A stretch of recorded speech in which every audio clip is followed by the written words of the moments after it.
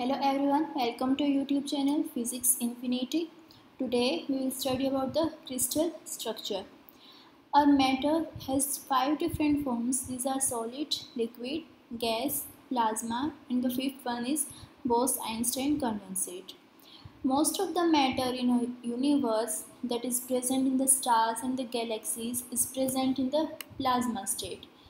This plasma state is a mixture of charged and neutral particles.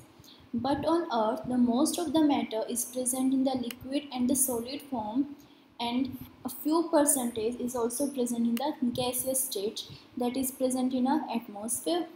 Today here we will study about the solids only. So the solids can be categorized in two different categories, crystalline solids and amorphous solids, or we can say the glassy solids. But now what are crystalline solids?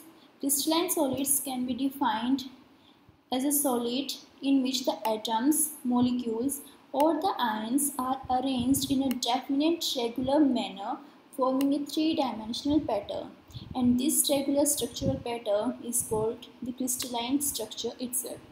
Now the examples of crystalline solids are quartz, diamond, rock salt ruby, etc. Now we have some properties that define the crystalline solids. First of them is that they are long range order.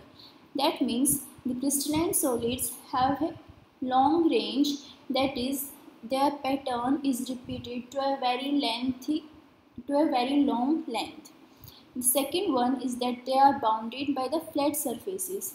The reason behind this is that because the atoms or the ions or the molecules, these are present in a regular manner. That's why their surfaces are flat. Next one is that they have a uniform chemical composition throughout. Again, this is the same reason that the atoms or the molecules are arranged in a definite regular manner. Therefore, the strength of the bonds between different atoms is the same throughout the crystal. Therefore, the chemical composition is uniform throughout the crystal.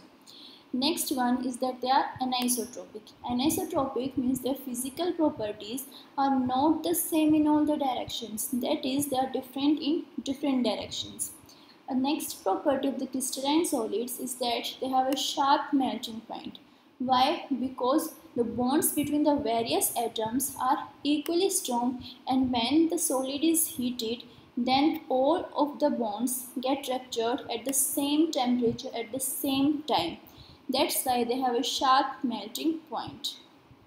Next property of crystalline solids is that they acquire a state of minimum energy on crystallization. Means when the solid gets crystallized, then that acquire a state of minimum energy, means there the energy is not zero, that has a minimum energy of crystallization. Our next category of the solid is amorphous solids or the glassy solids. Now these glassy solids can be defined as the solids where the atoms or the molecules, these are arranged in irregular manner. Means the atoms, the molecules that are arranged in random order. Therefore, their surfaces are not flat. Why? Because the molecules or the atoms are distributed randomly. Again, this is the reason that they have not sharp melting point. Why? Because the bonds between different atoms are not equally strong. Therefore, on heating, the glassy solids behave like a viscous liquid, and the temperature at which this occurs is called the glassy transition temperature. Here, the glassy solids or the amorphous solids do not have sharp melting point. The reason behind this is the different strengths of the different bonds between the atoms, and that is because of the random distribution of the atoms of the molecules in these solids. The next property of the amorphous solids is that they are isotropic in nature. That means the physical properties are same in all the directions. Okay. A next article is the liquid crystal. Liquid crystals, we have some crystalline solids which when heated they are not converted directly into the liquid phase. Means there is some intermediate state between the solid and the liquid state from the a change from the solid to the liquid phase, and that intermediate stage is called the mesomorphic stage or the mesomorphic phase, and the substances that exhibit this intermediate mesomorphic phase are called the liquid crystals. These liquid crystals are In these liquid crystals, three-dimensional symmetry is not present. The next thing is that the ordered arrangement of the molecules in liquid crystal is due to the relatively weak van der Waals forces. And on the basis of the strength or the magnitude of these van der Waals forces, these liquid crystals can be categorized in three different categories. These are symmetric, nematic, and cholesteric originate. Okay. Our next article is a crystal translation vector and the crystal axis. Here we have to study about the crystals only, or we can say that about the crystalline solids. For that we have to understand the basics of the crystals. The first thing is the crystal translational vector and the crystal axis. An ideal crystal, how can we define an ideal crystal? An ideal crystal is defined as a body composed of atoms or the group of atoms that are arranged in a regular pattern. This is the important thing, that they are arranged in a regular pattern, because if they are arranged in a random order, then that will not be a crystal, that will go in the category of the amorphous solids. Therefore, in ideal crystal, the atoms or the group of atoms are arranged in a regular pattern. And in such a crystal, if there is a regularity, means if we take a small portion of that thing, then that thing can be repeated to an infinite number of times to generate the whole thing. That is, the same thing is here, that in such a crystal, an ideal crystal, there exists a smallest group of atoms, and that group is called the pattern unit of the basis, that repeats itself exactly in all the directions in the crystal by means of translational operation, and that translational operation is called the crystal translational vector. We can define the crystal translational vector as T. T is the crystal translational vector, and that is equal to N1A plus N2B plus N3C. Here these N1, N2 and N3, these are arbitrary integers, and these A, B and C vectors, these are known as the fundamental translational vector or crystal axis or basis vectors. So this is a crystal translational vector T, and these A, B and C are a crystal axis or the basis vector. Okay, now let us see, we have a crystal structure like this. Here these are the lattice points. Now let us suppose a point of radius vector r vector and another point of radius vector r dash position vector with this reference point, say O. Now these r and r dash are related through this T translational vector. This r dash can be written as the sum of r vector and t vector. Here we have r vector and t vector that on vector addition give result r dash. That is, we can define r dash to be equal to the vector sum of r vector and t vector, that is r vector plus n1a vector plus n2b vector plus n3c vector. That is, this r dash and this r vector, these are identical in all respects for a perfect crystal.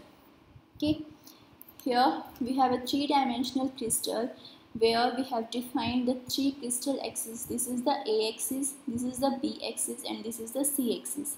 This can be defined in different ways in different crystals.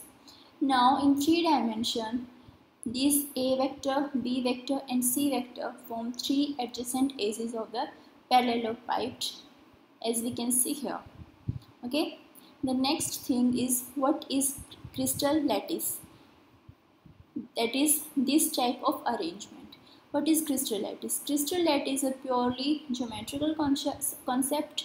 A crystal lattice can be defined as a regular periodic arrangement of points in three dimensions in which every point has surrounding identical to that of every other point. That means if we take any one point and see its surrounding and some other point and see that surrounding, then the surroundings are identical. Means all the points in that regular periodic arrangement are identical in every aspect. Therefore, we can define a lattice as the regular periodic arrangement of points in three dimension. If we have a three-dimensional lattice, if we have to define in a two-dimension, then that regular periodic arrangement of points will be in two dimension. Okay, and the important thing is that each of the point has identical symmetry. Okay, now the basis is the atom or the group of atom.